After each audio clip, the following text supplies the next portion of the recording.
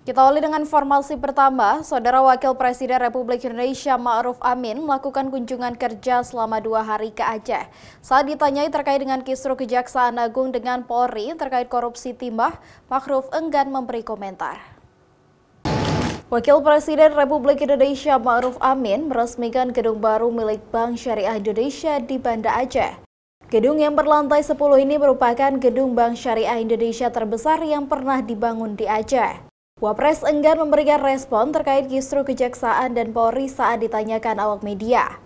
Selain peresmian gedung, Wapres juga memantau proses pelayanan yang dilakukan oleh Bank Syariah Indonesia tersebut kepada jamaah.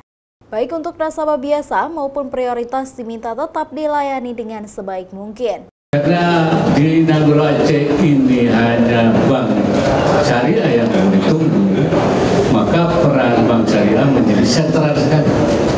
Karena itu saya berharap bahwa layanan Bank Syariah di Aceh ini juga di daerah-daerah lain, tapi di Aceh ini menjadi harus optimal. Karena mereka lumayan tunggal. Ya, ada Bank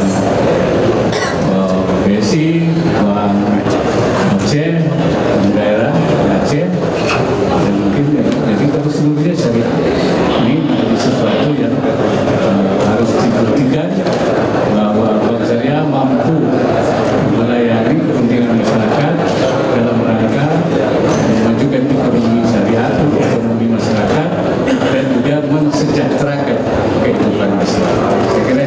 Selain melakukan pelepasan jemaah haji Aceh kloter pertama kemarin dan peresmian gedung Bank Syariah Indonesia hari ini, Wakil Presiden langsung kembali ke Jakarta melalui Bandara Sultan Iskandar Muda Blam Bintang Aceh Besar.